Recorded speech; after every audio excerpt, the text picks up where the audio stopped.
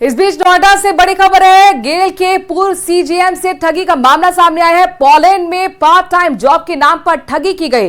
Commission में मोटा मुनाफा देने का झांसा दिया गया था और फिर 1,49,00,000 की ठगी की गई है। पहला कमीशन 20 लाख भेजकर झांसे में लिया गया। पीड़ित ने इस दौरान 1.5 करोड़ रुपए निवेश किए। 25 खातों में कई बार ठगों ने रकम जमा करवा ली। देवानंद पासवान कुछ महीने पहले ही गेल से रिटायर हुए हैं। पीड़ित देवानंद पासवान ने साइबर थाने में अब एफआईआर दर्ज करवाई है। उत्तर प्रदेश के नोएडा से बड़ी खबर है, जहां पर गेल के पूर्व सीजीएम से ठगी का मामला सामने आया है।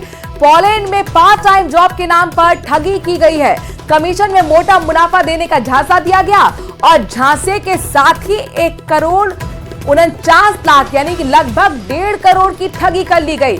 पहला कमीशन 20 लाख भेजकर झांसे में लिया गया और पीड़ित ने अब 1.5 करोड़ जब निवेश कर डाले, 25 खातों में कई बार ठगों ने जब रकम जमा करवा ली और उसके बाद यहां पर कुछ हाथ नहीं लगा, तब यह एहसास हुआ कि देवानंद पासवान ठगी का शिकार हो रहे। कुछ महीने पहले ही गेल से रिटायर हुए देवानंद पासवान। अब उन्होंने थाने में जाकर रिपोर्ट दर्ज करवाई है।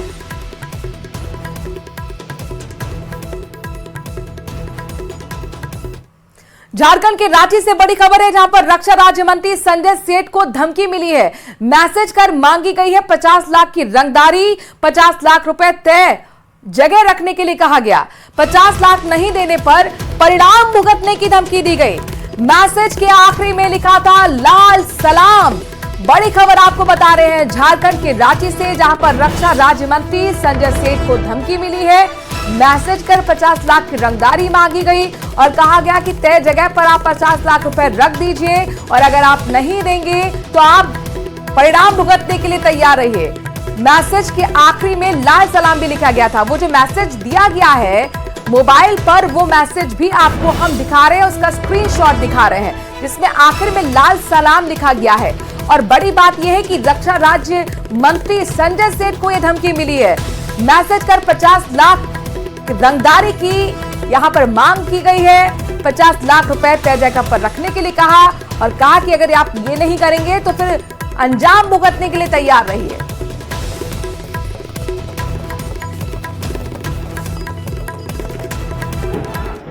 रक्षा राज्य मंत्री संजय सेठ दिल्ली से रांची पहुंच चुके हैं। उन्हें फोन पर मैसेज के जरिए धमकी दी गई है कि 50 लाख रुपए नहीं देने पर अंजाम भुगतने की चेतावनी जारी की गई है। हम सीधे संजय सेठ से बात करेंगे। सर, ये जो धमकी आपको आई है, क्या कहेंगे?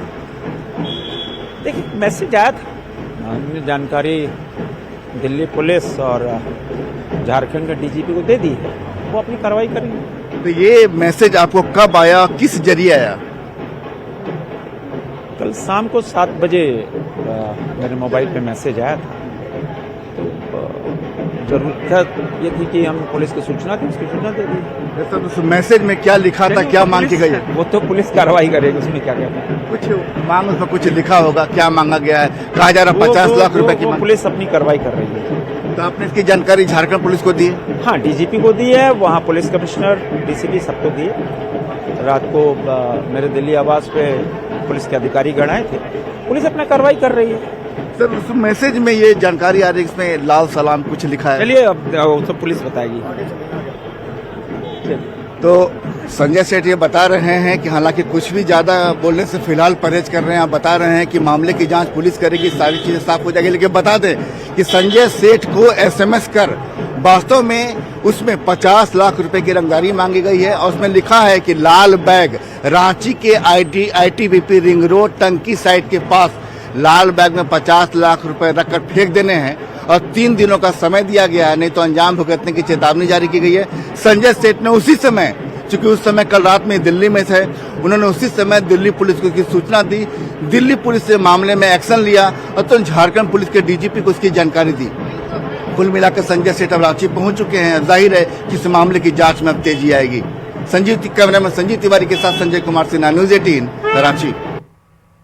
किसानों के प्रदर्शन से जुड़ी बड़ी खबर आपको बताते हैं। किसानों का दिल्ली कूच फिलहाल एक दिन के लिए टाल दिया गया है।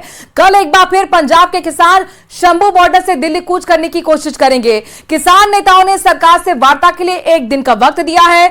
शुक्रवार को किसानों के जत्थे ने दिल्ली कूच की कोशिश की थी, लेकिन किसानों के जत्थे ने पुलिस ने शंभू बॉर्डर पर रोक दिया था। दोपहर 1 बजे से शंभू बॉर्डर पर किसानों का प्रदर्शन देखने को मिला, लेकिन करीब 2.5 घंटे बाद किसानों ने मार्च टाल दिया। किसान नेता सरवन सिंह पटेल ने कहा है कि सरकार बातचीत के लिए तैयार है, इसीलिए हम एक दिन का इंतजार करेंगे। सरवन सिंह पटेल ने कहा है कि वो सरकार से टकराव नहीं चाहते हैं, लेकिन अगर उनकी मांगों पर विचार नहीं किया गया तो 8 दिसंबर को दोपहर 12 बजे 101 किसानों का जत्था दिल्ली कूच करेगा। ये सभी किसान बिना ट्रैक्टर ट्रॉली के पैदल ही मार्च कर रहे थे।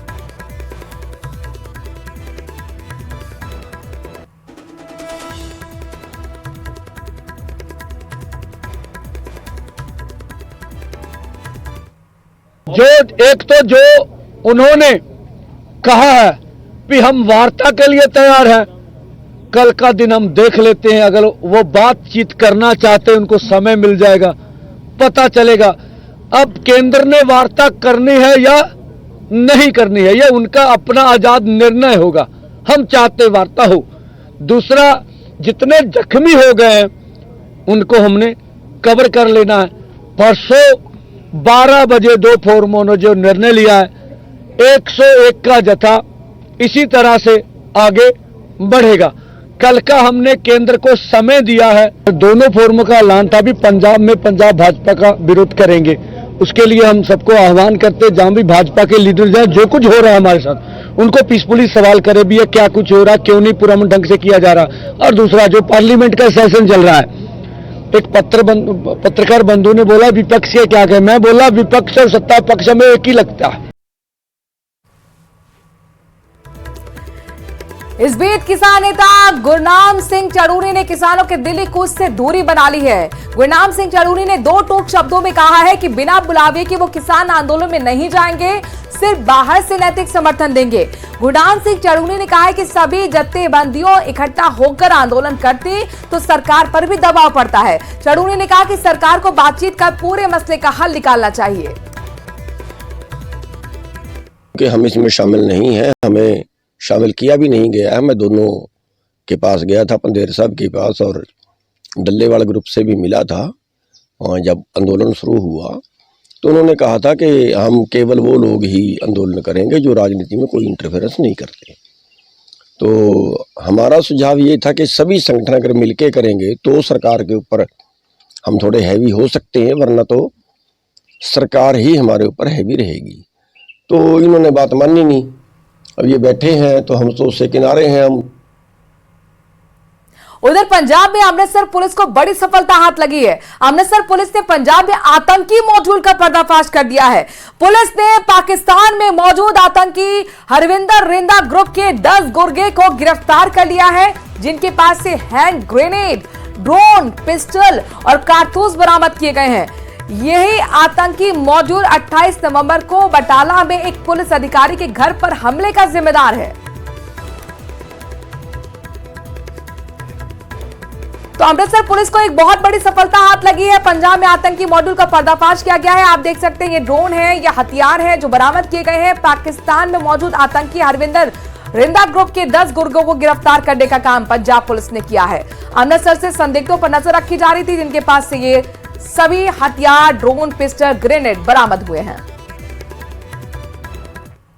बांग्लादेश में हिंदू मंदिरों और हिंदुओं पर हो रहे हमलों को लेकर भारत के विदेश सचिव 9 दिसंबर को बांग्लादेश की यात्रा करेंगे। इस दौरान वो बांग्लादेश के विदेश सचिव से मुलाकात करेंगे और वहां के अल्पसंख्यक हिंदुओं के खिलाफ हो रही हिंसा को लेकर बात करेंगे। आपको बता दें कि लगातार देश भर में आक्रोश है, प्रदर्शन किया जा रहा है और ये मांग की जा रही कि सरकार को हस्तक्षेप करना चाहिए। लिहाजा जिस तरह से बांग्लादेश में अल्पसंख्यकों पर अत्याचार बढ़ रहा है, खबर ये मिल रही है कि भारत के विदेश सचिव 9 दिसंबर को बांग्लादेश की यात्रा करेंगे। मकसद यही है कि बांग्लादेश के विदेश सचिव से मुलाकात कर वहां के हालातों पर चर्चा की जाए।